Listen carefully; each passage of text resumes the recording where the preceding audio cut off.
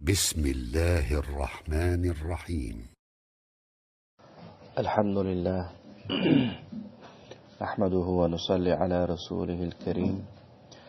أما بعد فأعوذ بالله من الشيطان الرجيم. بسم الله الرحمن الرحيم. شهر رمضان الذي أنزل فيه القرآن.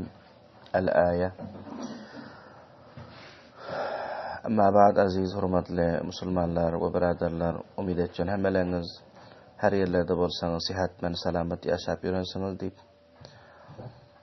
Allah Rabbul İzzet'in mübarek ayı Ramazan ayı. Bu ayını hammalarimiz can sağlık bilan, sihatlik bilan safar edip barýandyr. Allah Rabbul İzzet bu ayda edip oturan ibadetlerimizi, edip oturan taatlarimizi, edip oturan sadaqajatlarımızı öz dergahında kabulü mendur eylendirsin. Aziz Müslümanlar, Resulullah sallallahu aleyhi ve sellem Ramazan hadir bolan pillalar bir acip bir işlerini etti. Onu Hazreti Ebu Hureyre radıyallahu ta'ala anhu rivayet edip veriyor. Hazreti Ebu Hureyre radıyallahu ta'ala anhu'dan rivayet. Hazret Ebu Hureyre radıyallahu ta'ala anhu Peygamber aleyhissalatu vesselam Ramazan mübarekte minberga teşrif alkittiler diyor. Awval dinesine kadem basan pilla Resulullah sallallahu aleyhi ve sellem amin deyip ayttılar diyor. Şu şekilde ikilenci zine kadem basan pilla hem Resulullah sallallahu aleyhi ve sellem amin deyip ayttılar diyor. Ve minberin üçlenci zinesine kadem basan pilla hem Resulullah sallallahu aleyhi ve sellem amin deyip ayttılar diyor. Sahabalar soradılar, ya Resulullah sallallahu aleyhi ve sellem, bugün siz acip amel ettiniz. Her dine kadem basan pillaniz amin deyip ayttınız. Bu näme wejhe ve näme sebepten şöttünüz deydi. Resulullah sallallahu aleyhi ve sellem sahabalarına cevap verdiler. 3 adam için Cebrail aleyhissalam beddua etti. Onun hakkında men amin deyip aytdım deydi. Resulullah sallallahu aleyhi ve sellem sahabalarına ayttılar.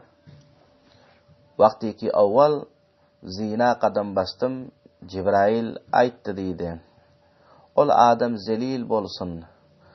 Ramazan ayda, yani rahmet ay tapdı. Son hem özünün günahını Allah Rabbul İzzet'ten geçtirip bilmedi. Ana şul adam har bolsun, zelil bolsun deyip aytdı. Men hem onun cevabında amin deyip aytdım deydi.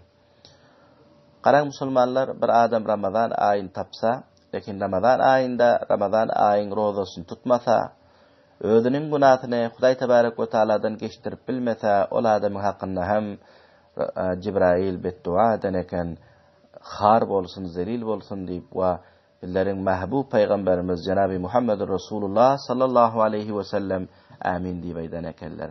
Aya ol adam har bolmalı mı? Aya ol adam zelil bolmalı mı? Onun hakkında beddua Cebrail eden bolsa, ona amin deyip aydan hem Resulullah sallallahu aleyhi ve sellem hatman bu duanın odu kabul bolmalı. İkilenci kadam basan pillam Resulullah sallallahu aleyhi ve sellem ayttılar. Cebrail ayttı deydi. Zelil bolsun ol adam, onun alında menin adım tutulsa, lekin ol mana durud okuymasa deydi. Onun cevabında hemen duasında amin deyip aytdım deydi. Qara musulmanlar, Resulullah sallallahu aleyhi ve sellemin adı tutulsa, bir adamın alında, yani Muhammed değilse, ona sallallahu aleyhi ve sellem hatman aytmalı eken. Ya Allahümme salli ala Muhammedin ve ala ali Muhammed kema salleyte ala İbrahim ve ala ali İbrahim inneke hamidun mecid. Allahümme barik ala Muhammedin ve ala ali Muhammed kema barakte ala İbrahim ve ala ali İbrahim inneke hamidun mecid deyip aytmalı eken. Üçlence zina kadam basan pillam amin deyip aytdım. Resulullah sallallahu aleyhi ve sellem ayttılar. Cebrail ayttı deydi. Ola adam zelil bolsun. Onun atası enesi qarırlık halatta te. Onun hizmetini edip cennete dahil bolup bilmedi. Ana bul adama hem Cebrail har bolsun, zelil bolsun deyip ayttı. Men hem onun cevabında amin deyip aytdım deydi. Aziz Müslümanlar, şonun için atalarımız, enelerimiz qarrı halatta bizler tapsak, Bizler näme etmelikenik, ona hyzmat etmelikenik. Onun duasyny almalikenik. Onun duasyny alyp bizler öllerimizi cennete dahil ettirsekenik. Çünki cennet we dozak ata bilen enanyň aýagynyň astyndadyr diýen. Cennet bilen dozak ata enanyň gadamynyň astyna diýişlik. Eger bizler cenneti tapjak bolsak, ata enemize permanberdalyk etmelikenik. Ata enemizi razy etmelikenik. Şonuň üçin Peýgamber Huda sallallahu aleyhi we sellem aýtdylar, Jibrail emin beddua etdi diýdi ol adamyň hakynda. Ol adam atasyny enesini garlyk halatda tapsa, lekin atasynyň enesiniň hyzmatyny edip cennete dahil bolup bilmese, ana şol adam har bolsun, zelil bolsun diýip aýtdy. Menem onuň hakynda Peýgamberimiz aýtdyki, amin diýip aýtdym diýdi. Badi dualar aziz musulmanlar hiç wagt ret bolmaýar diýär. Şonuň birege ata enanyň duasy, ýani bedduasy ki awladyň hakynda etse, ol hiç wagtam ret bolmaýar. Ol hatman kabul bolmaly diýär. Şonuň üçin biz sizler köşedeli musulmanlar atamyzyň, enämiziň ýaxşy duasyny aljak bolalım. Hergiz onuň bedduasyny aljak bolmalyň. Pes bu hadisten ma'lum bolýar aziz musulmanlar, Ramazan aýy hem bizler üstümizde ba, munyň bizler kadryny bilmelikenik. Ramazan aýyň rozasyny tutmalikenik. Weger näbiller Ramazan aýyň rozasyny tutman ýörsek, ol Jibrail'in duasyny giramariň ki beddua eden, onuň hakynda Peýgamberimiz amin diýip aýdan. Şonuň üçin her bir güzeran, her bir familleri, her bir reisi famil köşesini ki güzerandakilerine rozany tutturjak bolup, we özleri hem hatman rozany tutsun. Bizler hem rozamyzy hatman tutmalyymyz. Çünki Ramazan aýy bir babereket aýy bolýar. Bul aýda bizler rozasyny tutsak we ibadat etsek, Allah Rabbul Izzet bizlerden razy boljak eken. Allah Rabbul Izzet bizlere kıyamet günde ecri azim we pataş jedil nasip etjek eken. Ramazan aýyň wezipeleri bul mübarek aýda näme wezip etmeli? Ulamalar aýdan 4 wezipany haslap, ihtimamlap etmeli diýipdir. Awal wezipe Ramazan aýynda Kur'an Mejidni tilawat etmeli. Yani Kur'an azymy şanny okuymaly. Çünki Ramazan aýynda Kur'an Şerif nazil boldy. Mundan yani Kur'an azymy şan okuymaklygymyzdan Allah'nyň qurba hasyl bolýar. Ve insana Kur'anyň şefaaty hasyl bolýar. Şol jähetden billerin aslaplarymyz, akabirlerimiz köp ihtimam etýärler. Yani Kur'an azymy şanny köp okuýarlar. Hatta İmam Ebu Hanife rahmetullahi aleyhi Ramazan-ı mübarekde Kur'an azymy şanny 60 yola hatim etýär ekenler diyor. 60 hatim etýär ekenler Ramazan şerifde Kur'an azymy şanny. İmam Şafii rahmetullahi aleyhi Ramazan aýynda Kur'an azymy şanny 61 yola hatim etýärdi diyor. Şeyh Abdülkadir Jilani rahmetullahi aleyhi 60 yola hatim etýärdi diyor. Pesonda aziz cemaatler bilýärler hem Kur'an azymy şanny bul aýda ziyat okuymaly ekenik. Hazrat Şeyhul Hind Mevlana Mahmudul Hasan tarawihden soň, yani tarawihden soň saharlyga çelle. Yeki ibad digeri hafızlardan nawafilda, yani nefillerde Kur'an azymy şan eşjotlar diyor.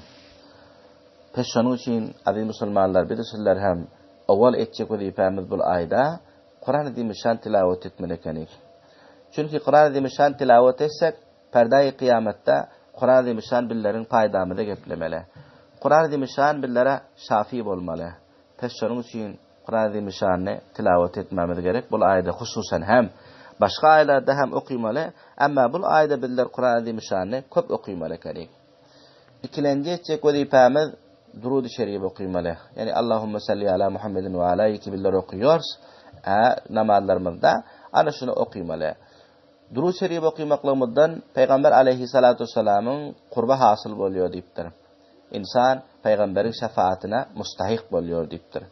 Peşonuň üçin bizler Peýgamberiň şefaatine mustahik boljak bolsak, durud-i şerif okuymaly ekenik. Yani Allahumme salli ala mübarege köp okuymaly ekenik.